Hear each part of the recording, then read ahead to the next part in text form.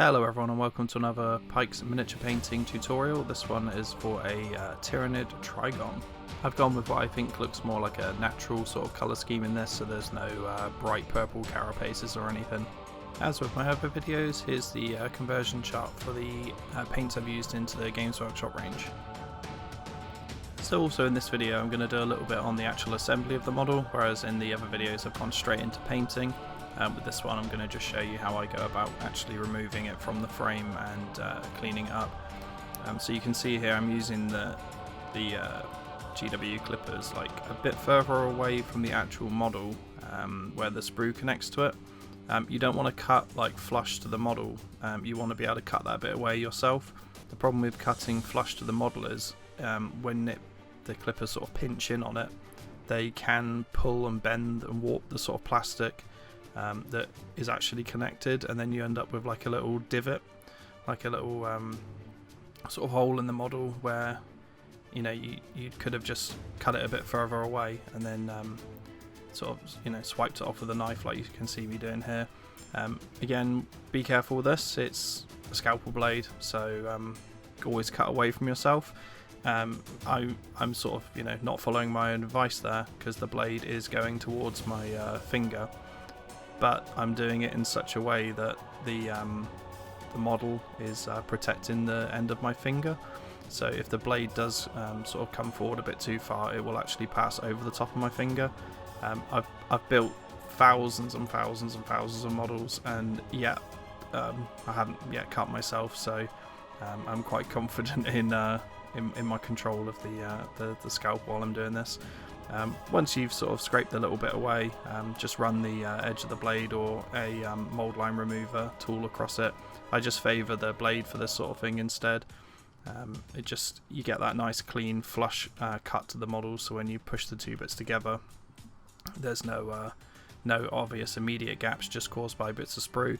Obviously we'll need to go back and gap fill in places, but this just helps eliminate unnecessary sort of process later on. Good model prep will save you a lot of hassle in the long run when it comes to painting and gap filling and everything else as well. Just that extra few minutes at the start just saves a lot of hassle, and it's just nice to not have bits of sprue still attached to the models. Like I've seen some people post on Twitter finished models and you can actually still see bits of sprue on like a shoulder pad, and it just ruins what could have been like a really nice overall finish just because of a little bit of prep that was missed.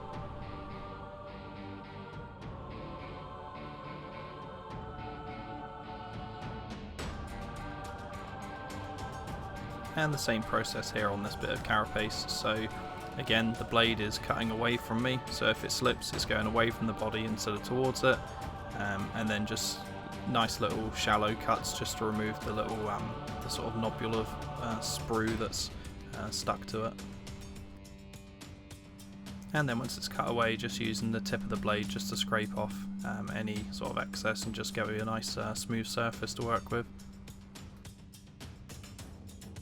Once I've done all this scrape into the model, I will take an old, very abused old toothbrush that I've been using for years to clean models with, and just run it over all the surfaces, and this will catch any little bits of plastic that have fallen into sort of recesses, because you don't want to spray the model and then have to dig them out later on, and then you just get marks that you don't need.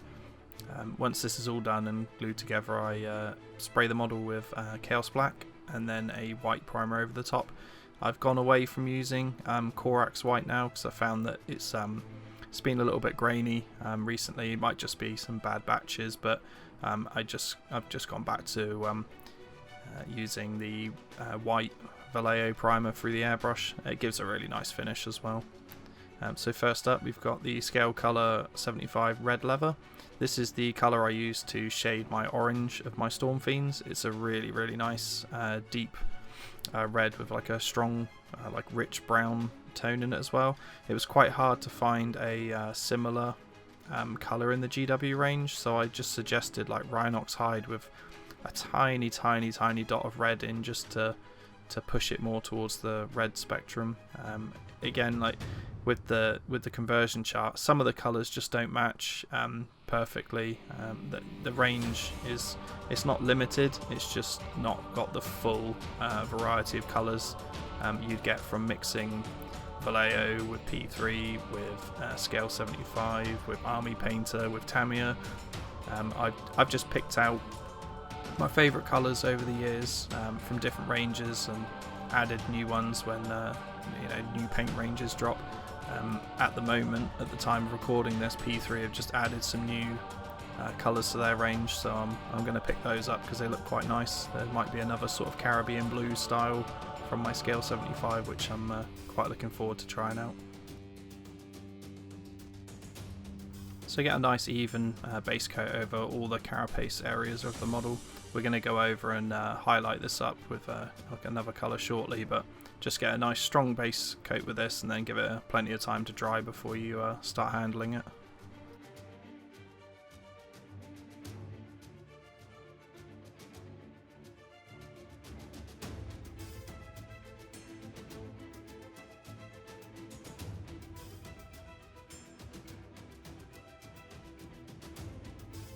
So the first highlight is done with Scale 75 Iroko. This is similar to sort of Zandri Dust, so if you've got the GW Air range, the Zandri Dust, if it is actually an air paint, I believe it is, would be quite suitable for this. Just again, build up your layers with the airbrush, nice and smoothly. This Iroko, I did actually have some issues with it powdering a little bit, so I'm going to use some Tamiya in the next video and just show the difference between what really good bone and cream colours look like from Tamiya, because they really are just amazing. But it was a bit of an experiment to try some Scale 75 cream through the airbrush, and the results are nice. I just think Tamiya would have been that little bit better.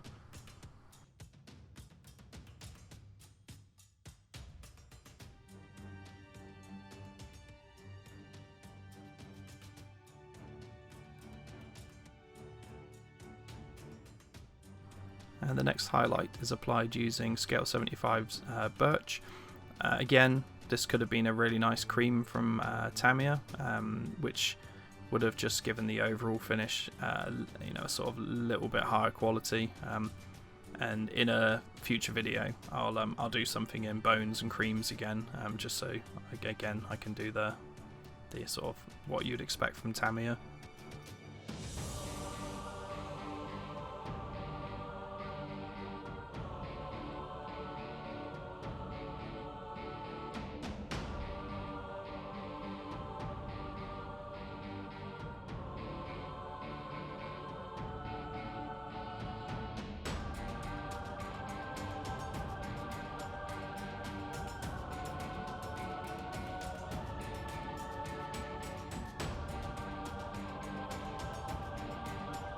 So here you can see I'm using a blue tack like putty to mark off the areas where I don't want the airbrush spray sort of overspraying onto.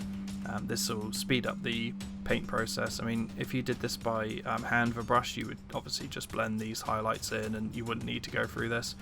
But this little bit of prep work with just a quick bit of blue tack or putty or something. This blue tack's quite sort of low, sort of sticky. Like there you can see it sort of pulling away from the model onto the actual sculpting tool, but I'm just pushing it up against the ridges there so that when I spray down the next highlight I get a nice strong contrast against the sort of plate that's stacked below it.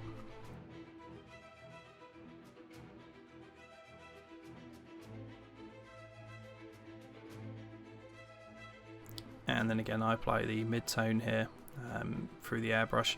So I've sort of kind of cheated here a little bit in that I've got two airbrushes on the go at the moment. So I've got the Iroko mid-tone in one, and then I've got the Birch highlight in the other. They're both my Infinity airbrushes.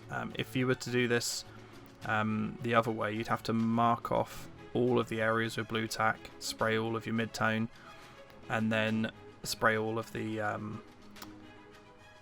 Birch over the top of it. This saved a lot of time just by dual airbrushing it. I mean, the other way you could do it would be to just use one highlight through the airbrush, but really thin, and then just build it up as a mid-tone, and then put the more of it towards like the final areas where this birch colour is going, so you get the nice transition. This one here, again, you can see I'm using the blue tack to first of all make a sort of curved shape around the carapace, and then using a sculpting tool just push it into place up against the sort of the panel carapace where it shifts down.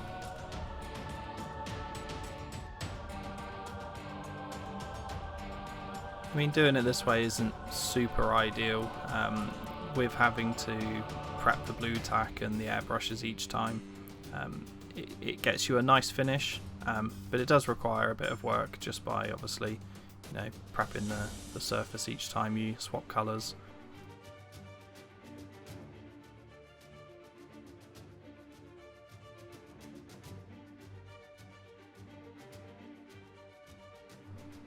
Okay, so you can see here I've worked the blue tack along and I've put the blend across each carapace layer.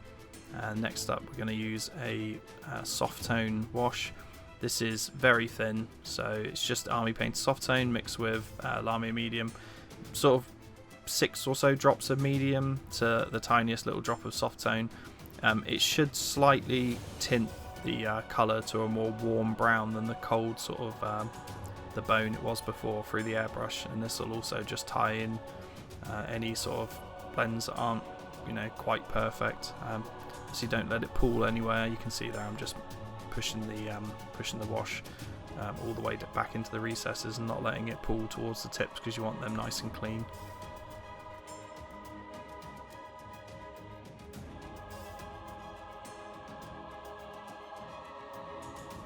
While this glaze wash mix, I guess, is nice and soft over the model, you can actually see, while it's still wet, what the armour plates would look like if they were glossed, and they actually do look quite cool. You can see there where I'm sort of twisting the painting handle around. Doing them in gloss would actually look quite nice. And then next up we're going to use our birch colour again, just to line highlight all of the more prominent areas on the carapace. The one thing I didn't do on this model, which I could have done and gone back to, was put little tiny highlights just at the edge of all the panels, like the GW ones on the website, where they've got like the purple with the little tiny pink lines at the end, just to give it more of a pattern. But I wanted to keep it nice and sort of clean and simple, and just show the more about the colours than the technique of the sort of painting in the lines.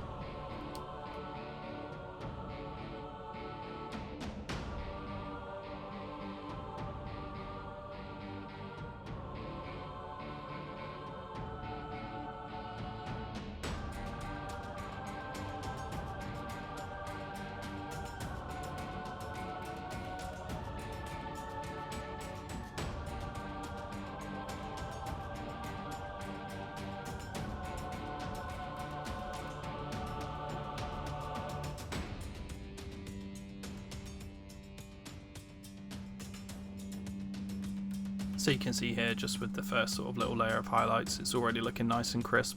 Like I said before, putting on the extra little sort of scrapes and scratches and the extra little the lines for more patterns would look cool, but we keep it simple. And you can see here I've been doing all 6 of the arms all at the same time by blocking off each section on each one, and then doing the highlights just to sort of batch process it. It speeds up a little bit.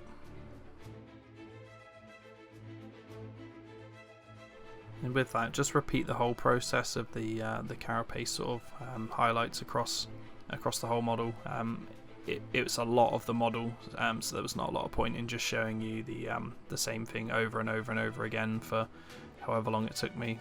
It was probably about an hour to do all the plates, and then maybe an hour or so extra to do the tail, just because there's so many little segments to it, and the swapping the blue tack backwards and forwards was the actual bit that took the time. So we're going to paint all the flesh on the model with scale 75 pink flesh.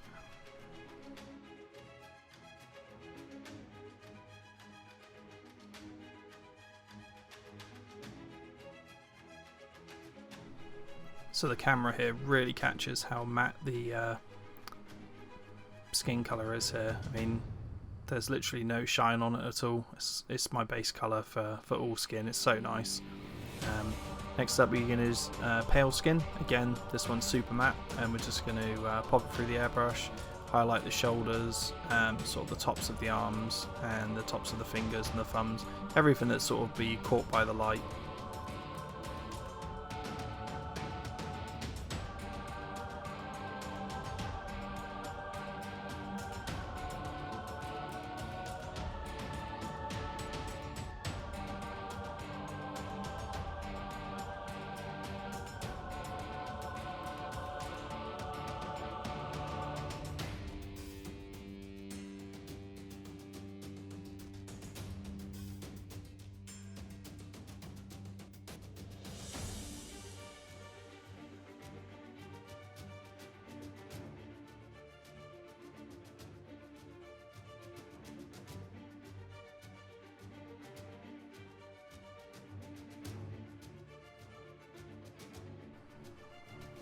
And we'll do the same with the body of the model as well, so just sort of the tops of the sort of spiny bits of skin there, around where the little chest plate goes that we painted separately.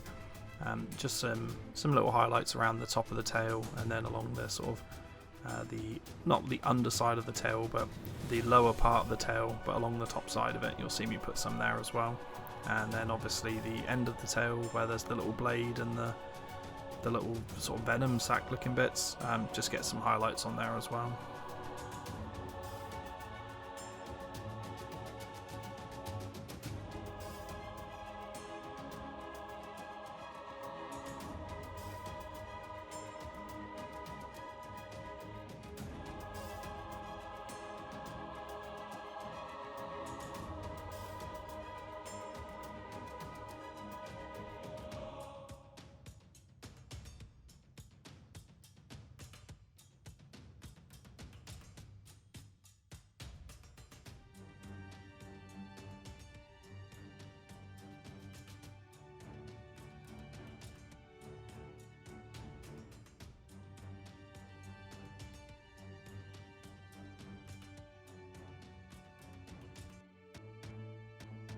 So I've mixed up quite a big skin wash here. This is Alarmia Medium, Rycon Flesh Shade, Druchii Violet, and a bit of Soft Tone.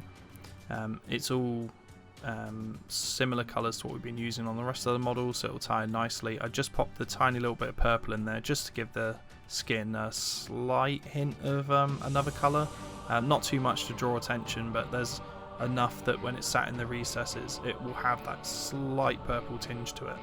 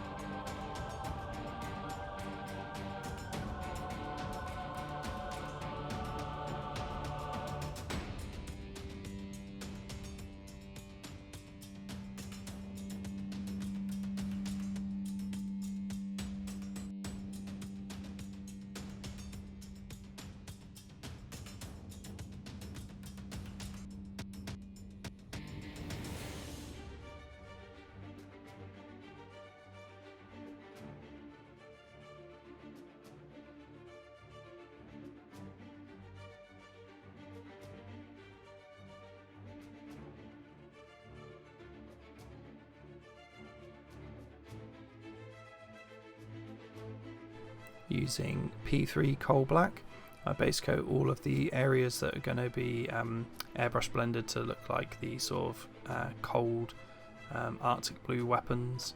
So this is all the little spines down the front of the model, and the 6 talons, and then there's a bunch of little talons either side of the tail as well that you need to get.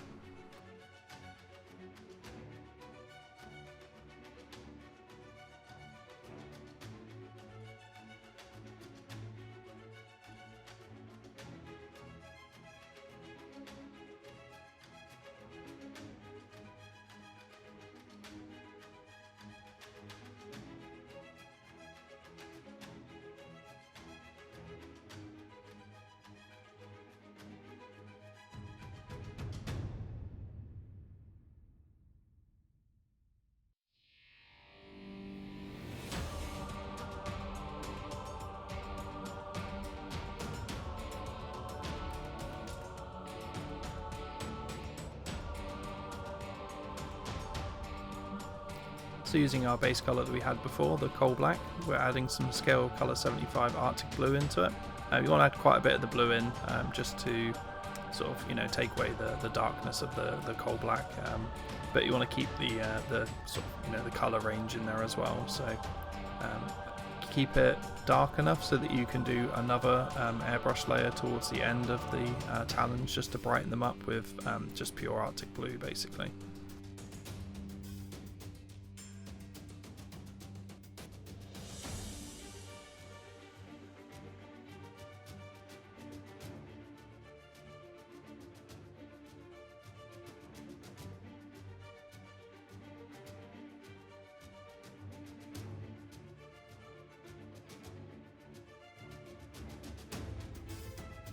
And then finally, using just the Arctic blue, get the final highlight towards the end of all the bladed spines and sort of talons.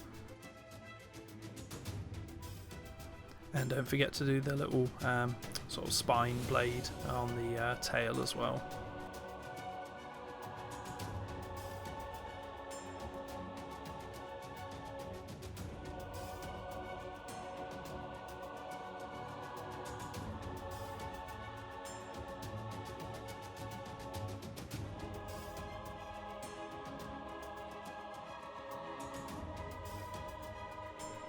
And once you finish with the airbrushing of all the blade and spines and talons, using Arctic blue, edge highlight all of the raised areas. This is easy on all the talons because they're a nice sort of triangular shape, so you can get all the edges with just the side of the brush. You can see on the tail here it's being a little bit stubborn at the moment, so I've had to thin the Arctic blue a little bit more just to get it to flow along that line I'm trying to get.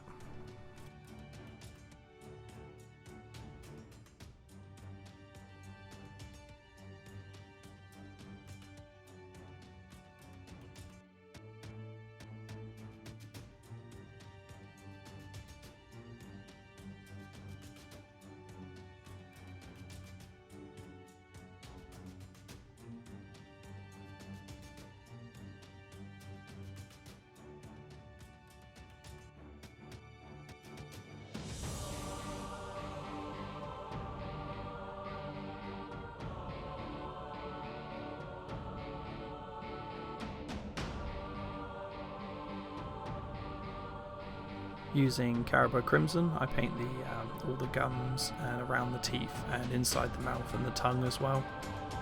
I haven't bothered thinning this down because I want it to sort of stain the flesh colour like a nice reddy purple colour that the crimson is, and then afterwards you need to obviously repaint the teeth in, which we'll do shortly.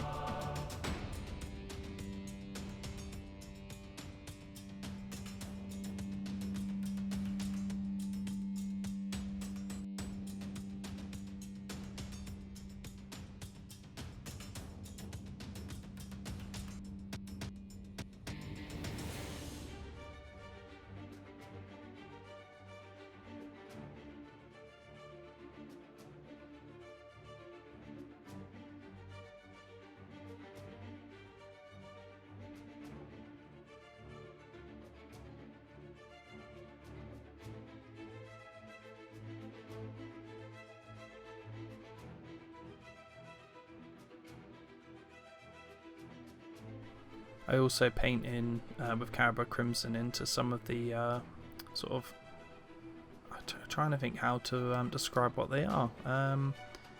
Lower flesh areas that have got like little ribs in them. They almost look like little pipes, like tendons, like sinewy tendons, I guess is the way sort of describe them.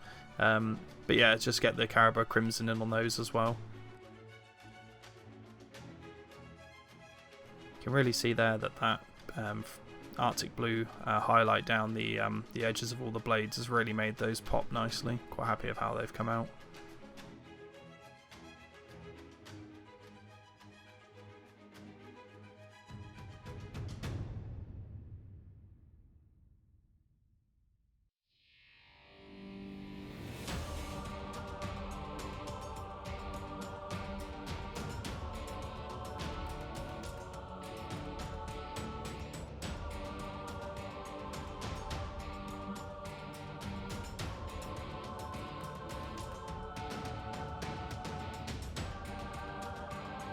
and it wouldn't be a true Pike's miniature painting video without a bit of Caribbean blue in there, so I've gone with the eyes for the model. I love this colour. Any excuse, I'll put this on a model, even if it has to be something on the base, but you know, it makes a good colour for eyes for aliens, so got my favourite in there. So once the base colour's dry, I washed the eye with black just to get the underside of the eye and get deep in the socket, and then I went over with Caribbean blue again, and then with just a little bit of the birch mixed in with it just to brighten it up, just for a little highlight on the eye. So I base coat the teeth with P3's Battlefield Brown.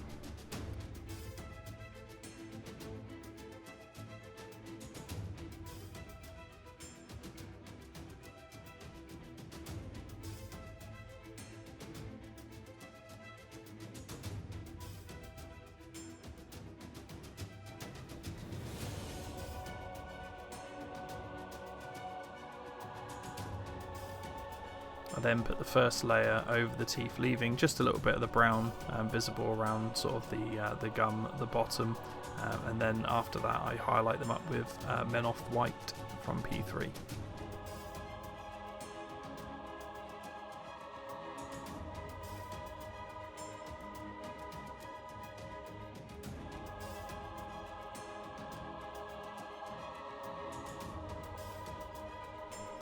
I also washed over the tongue with Drucci Violet, and then I glossed it as well once it was all dry.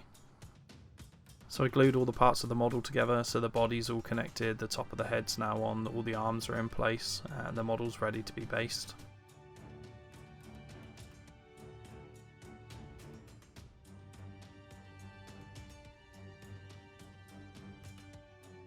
So I wanted to keep the base quite simple, so I went with a piece of cork on there and then used the textured Grillian earth around it. Once that was dry and all cracked, I put like a watered down PVA over it. That's why it looks really shiny in the video there.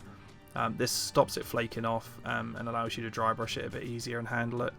I used a couple of the little gene stealer bits from the plastic kit just to add a bit more to the base as well. I positioned those so that the tail wraps around in amongst them.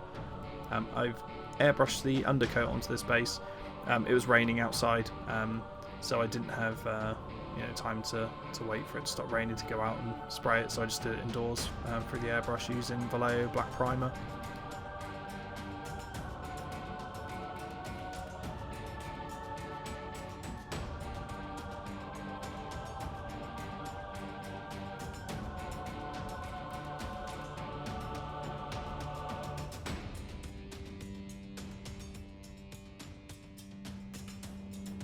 I then applied graphite from scale 75 through the airbrush, just mostly on the cork around the sort of edges, in a sort of more layered area just to brighten it up. So even base coat all over, and then just an extra one round to brighten up the sides. Then I've dry brushed with Longbeard Grey, paying more attention to the edge of the cork and the cracked earth. Again, so you don't have to be so gentle with this now because of the PVA we put down on before. It's not going to fall apart and flake off when you run the brush over it.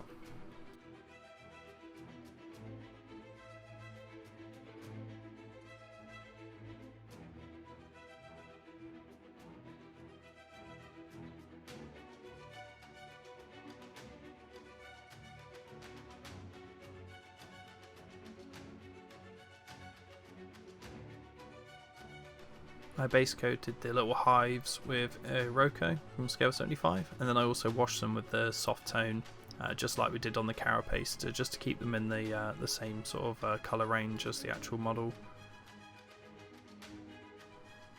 I then painted all the little tentacles coming out of the hives with Squid Pink.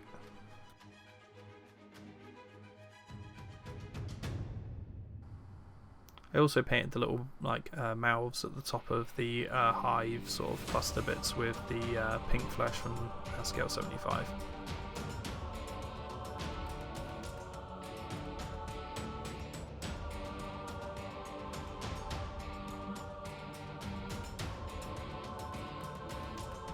I washed the mouths at the top of the hives with Caribou Crimson, similar to the actual model itself, and then I painted the little teeth with the Menoth White highlight. So I didn't bother doing a 3-stage on those. I literally just painted the tips of all the teeth with Menoth White.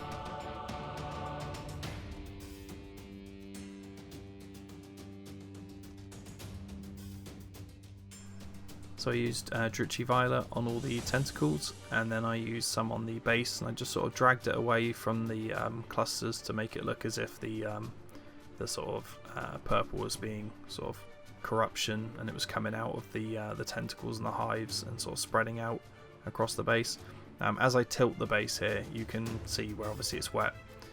The patterns I'm sort of doing, sort of random sort of star shape coming away, and then just sort of feathering it out at the end and getting a little tip so it's a bit thinner.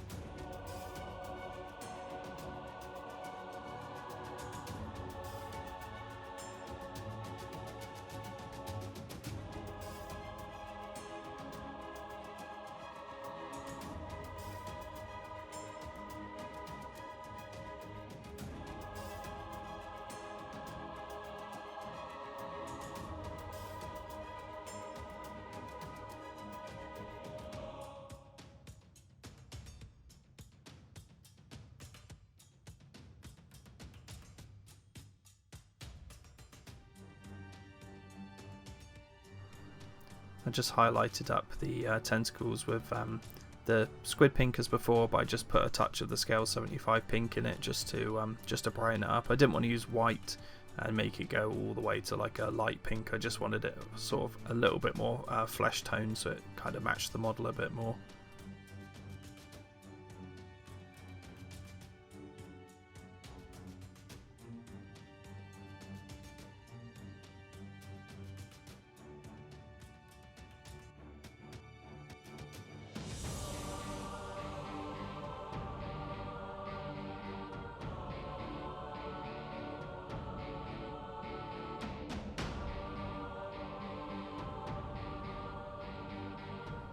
Painted the little venom sacs on the tail with P3's Isosan green or Isosan green. I'm not quite sure how you say that.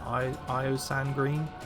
I washed the little bits with black first, but it kind of, they're so small that you can kind of get away with just going straight with the green without washing them first. But if you want to put that extra step in, then it does give you a little definition around it. Or you could always wash it afterwards and then go back over with the green.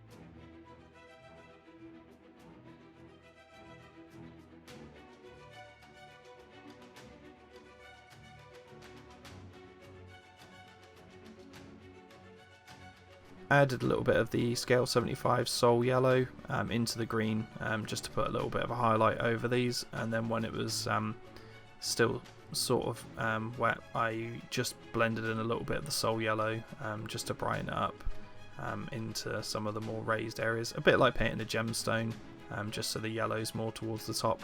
And then once those are dry, gloss varnish them. If you haven't already done so, get the mouth at the same time.